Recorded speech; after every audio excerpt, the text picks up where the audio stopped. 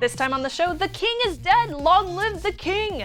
We review Backtrack's successor, Kali Linux, then human interface device attacks with ease. Darren checks out the USB Rubber Ducky payload generator, then hacking at 55 miles per hour. We hear your ideas on hack across America. All that and more, this time on HAK5. This segment of HAK5 is brought to you by GoToAssist. Hello, welcome to HAK5. My name is Darren Kitchen. And I'm Shannon Morse. Hey, welcome back to the show. Thank you. Yeah, it's good to be back. Everything went well last week, and I got some good news on Easter, so I'm very happy and I'm in a very good mood. I'm happy to hear that. Yay. Greg missed you. I missed Greg. You know, he's such a good supporter of HAK5, and I really appreciate the fact that he keeps on filling in for us whenever we're out. So, and even though his teeth really hurt whenever he decides that he feels like eating meat, but it's cool. Yes. Yeah, I like Greg. Yes. And you know what? We've got the Hackwall back with us, not just Greg. Hello, we got Hackwall. DD3 and Hibby and T and Mr. CMOS. in there. Yeah, everybody. So see you can you find guys. all of that at hack5.org/live, and we pretty much just tweet it and put it on Google Plus when we're shooting the show, so you can pretty come much and it, yeah. say hi. So yeah, that's cool. We have a lot in store. Yeah, we for really today, do have to so- cover. So what are we getting into? So I am checking out the new successor for what's it called? Backtrack. What's it called? Backtrack? Called Kali Lewis. Oh, nice. Are we going to penetration test Kali Lewis? Well, we might. No. Kali Linux. Kali Linux. That's the one. Is the new successor to Backtrack. So I just wanted to basically just give it a bit of a rundown and tell you a little bit about the history, where the heck this came from. I'm excited about this because I'm using it in my segment a little later in the show, talking about fun ways to make USB Rubber Ducky attacks with ease. Awesome. All right, so I'm going to go ahead and boot into it because I think we should just get right into it. What do you say? All right, let's tour Kali Linux. I blame this on our buddy. See, now we need to get He screwed us we up. need to get like video of Kali Lewis running Kali Linux now and just make it all recursive and very confusing. So while I'm getting this booted up, I wanted to go ahead and give you a little bit of the backstory. We're all really familiar with Backtrack, right? Yeah, I mean, it's everybody been knows around where it for comes from. 7 years now. Exactly. So Offensive Security basically took it under its wing, and they made Backtrack what we know and love and hold dear to our hearts. But where did Backtrack come from? That was originally based on W and GNU, and it was aimed for penetration testers, and it was aimed for digital forensics. So it's not something that you would live in every day, you know, and it had a whole bunch of tools that you can actually use for penetration testing. And so that's the thing about Backtrack into these other security distributions is there's pretty much two takes on it, right? You've either got the distribution that you just boot into for when you need to do pen testing, like Backtrack, where you're always running as root, which you would never do all the time. And then you have things like, you know, Backbox, and then I think there's a Crunch Bang version of Linux that's made for pen testing. And we've talked about some of these in the past. And I think what's interesting, though, is that the reason for all of this is there's so many awesome tools, and we see these, you know, debuting at, you know, the DEF CONs and the Black Hats of the world and cover these conferences, where an author will come out with some really awesome proof of concept code that does a pretty wicked hack, and then it's not always maintained as best as you might hope. Right, exactly. And so sometimes it's like still a really useful tool, like EtherCap up until recently hadn't been, you know, in fact, it was only when they updated EtherCap? because it got new ownership. Oh, yes. okay. And so that's an example of a tool that does something awesome, does it well, and it doesn't necessarily need to keep adding features as long as it keeps working, except the dependencies that it uses are kind of all over the map. And so so true. It ends up just being such a pain to just get all of the tools you want to use all in the same place. And this is why live Linux distributions are so awesome, because you can literally have a different OS just for different, in this case, a different tool, penetration testing. Now, you did speak on a couple of things that I'll discuss a little bit later on into the segment regarding Kali Linux itself. But first off, with Backtrack, one of the reasons why it came to be is because they merged a couple of different distros, and they made that into one. They took, the first one was Wax, which was originally based off of Wapix, which is based off of Knoppix. So Wax is a Slacks version of Wapix. Yes. Yes. And then there was also and Wapix, Wapix was a fork of Knoppix. Yeah. And goes back and Knoppix back and back. popularized live CDs at the time. It did, and one of those is the Auditor Security Collection, which is a live CD or now a live USB based on Knoppix that had all sorts of tools, up to like 300 different security tools that you could use for security and penetration software for testing. So, what is Kali Linux? So this one is also built by Offensive Security, and it's made by makers of the Backtrack software that you know and love, the OS.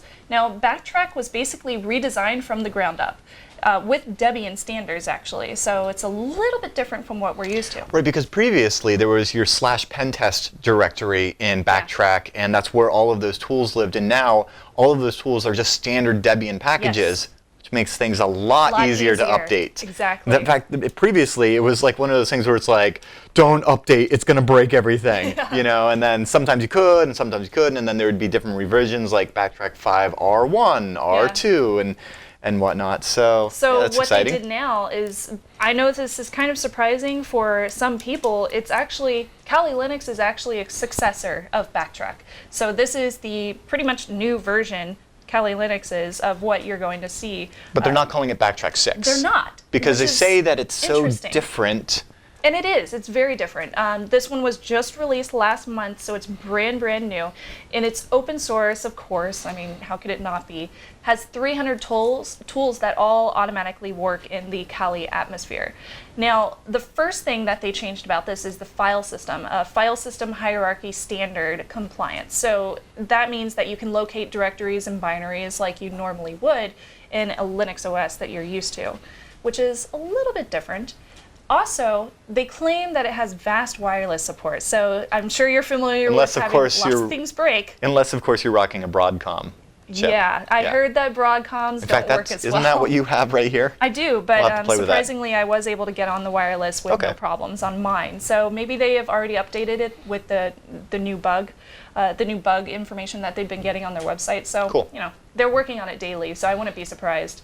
Also, it's really secure, of course. It's reliant for penetration testers, and it has ARM support, surprisingly. So you can use this with the Raspberry Pi, Chromebook, things like that. So Backtrack 5 introduced ARM support, and that's one of the beauties of all Linuxes, is the whole idea was never like, oh, let's make a cool little x86 thing. No, it's like, it's adaptable, and so it is. You can put Linux on, we've seen it, we've seen it on the Zip-It, Yes, for example. Yeah. I don't remember if that was necessarily ARM.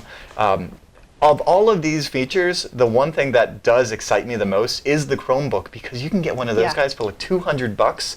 You can have a $200. And what we're talking about, a Linux Kali distribution being being a tool. It's not something that you live in day to day. Yeah. Rather than say having a live USB or live CD that you boot into when you need. Well, hell, I mean, $200 and you got a Chromebook that runs Kali. That's your hacker box, and then you've got your regular box. Now, speaking of which, with live builds, Debian live build scripts are automatically included with the Kali Linux distros, so you can create your own custom ISOs if you want to, which is super easy. So I could take photos of Kirby and then set them as the wallpaper in Kali Linux, if you wanted to, and then use these live build tools to make Kirby Linux. Yeah, that's pretty much it. Oh yeah. Kirby Linux. Wait, isn't there? That sounds kind of. There's not a Kirby Linux yet? There's a Puppy Linux. There's Puppy. Yeah. I must be thinking of Kerberos. Oh, I do like the Kerberos. Which trivia? Yay! Kirby's named after Kerberos, the authentication protocol. It's true. Yeah, as well as Cerberus, the three-headed demon that protects the River Styx underworld to. Anyway, we're totally off topic now. What were we talking about? So we're talking about Kali Linux, and I just had it booted up. I'm running this in forensics mode on my machine. All right, let's switch over to it. Okay. So as you can see, I have already booted into it. This is the Kali Linux forensics mode, not the default mode, but this is basically the same thing. It's pretty similar. The first thing I noticed is the background, of course. Yes, it's very much harkening back to Wapix, and it kind of shows some of that lineage. If you look at like Wapix 2.7, same kind of wallpaper. Yep. And in fact, that kind of little dragony guy has been part of Backtrack for quite a while. So I love the dragon. That makes me happy. He's adorable. Also, keep in mind the password is Tor, of course. Yes. Go figure. I mean, that's the default. I forgot when I logged out of it, and I was like, "Well, God, I can't get back in." And it's almost like they should it's have Tor. a conference about that password. What could it be? Anyway, so so you have your regular menus up here, terminals up here as right. So this places. is GNOME 2 based. Yeah, so it's go, all GNOME, and then down here under Kali Linux is where you're going to find all of your different tools, and they do have lots of tools pre-installed for you that they have tested. They know work with the program. So if I go up here to top 10 security tools. We have Hydra, of course, Maltego, Metasploit. Love Maltego. Metasploit is awesome that it's pre-installed. Wireshark. And so that menu, though, follows the same hierarchy that we've been used to in Backtrack, which is important because the offensive security training material then doesn't really change. Yeah, so every time true. that they say Backtrack, you just substitute with Kali Linux. So they don't have to worry too much about that. That's a good point. So what else can I mention? Oh yeah, you're running as root automatically. So like we said, this is not your default everyday OS. So this is definitely not what you want to use every day, but for penetration testing, it's super easy. Everything's pre-configured for you. And one of the nice things that I like about offensive security with either Backtrack or Kali now is that you can download a VMDK. You can download a VMware image straight from their website rather than getting an ISO and booting off USB. Yes. If you want to go that route, I have heard anecdotally some people having some problems getting VirtualBox. You guys know how I like VirtualBox, but I'm sure all of that stuff will get worked out because it's a new code base. This is really exciting for them. It is. It's only been out for a couple of weeks, but on their website, they have adamantly been updating it. There's an IRC channel, there's forums, they have a bug tracker so you can let them know about any kind of bugs that you run into while you're installing this on your machine. So they're really, really adamant about making sure that this works on everybody's machines. Cool. Well, hey, I'm going to be using Kali Lewis here just a bit in the next block to put together some hit attack goodness. Ooh. So stay tuned for that, and in just a bit, we'll be right back after this. More and more people are working from the cloud, using different devices, working from anywhere, and if you're in IT supporting all of those customers and employees, that can be a real challenge, and that's why I highly recommend GoToAssist by Citrix. It's an easy-to-use, cloud-based platform that allows you to assist anyone, anywhere, on any device. GoToAssist is one integrated toolset that includes a service desk, making it easy to log and track incidents, remote support to quickly resolve people's technical issues on any PC, Mac, or mobile device, and monitoring to proactively scan your entire IT infrastructure and fix those issues before they become a big problem. That's when you're going to want to do it now, not then. And with GoToAssist, you'll be equipped with those powerful tools so you can easily adapt to your customers' needs and deliver remarkable customer experience. If you're in IT, you need to try GoToAssist. I used them for years when I was a systems administrator. Let me tell you, I would never go back to IT without this in my toolkit. And you can sign up for your special 30-day free trial today. Just visit gotoassist.com, click on the Try It Free button, and use the promo code HAK5. That's gotoassist.com, promo code HAK5. You guys know I am a huge fan of the USB Rubber Ducky, of human interface device hacking, and I figured that given that we're checking out the new Kali or Kali Linux, this would be a perfect opportunity to use it with a tool that's custom built for Backtrack 5/Backtrack 6/Kali by Skysploit from our very own community called the Simple Ducky Payload Generator. And with all of that, let's go ahead and get into hacking our own box. So let's dive right in. I'm in Kali Linux here, and I've already gone ahead and downloaded the latest version of the Simple Ducky Payload Generator. It's now got the international keyboard mappings. This is really cool. You should check it out on the HAK5 forums. It's also here over on code.google.com. You can pretty much just grab a copy. It already has it's already made to work with Backtrack 5 and Kali, and there's really not a whole lot you need other than perhaps updating some dependencies, but all of that is done for you in a menu-driven interface, which makes it really easy to generate payloads. Of course, what we're talking about here is human interface device hacking, a tool that will allow you to emulate a keyboard, because keyboards represent humans, and if there's one thing computers trust, it's humans. So let's do that. I've gone ahead and already downloaded it here to my Kali Linux distribution. And if I cd to turn off numlock, there we go, and we should be able to see this pretty well here now. And if I go to encoder, and we can see I'm in /root/ducky/encoder, and there's my simple Ducky script here.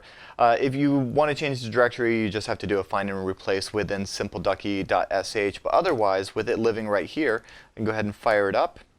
So it's all menu driven. It should be very easy to navigate and set up if you've used something like the SE toolkit before. It ties in with Metasploit to go ahead and create those interpreter shells and all of those other fun things right there.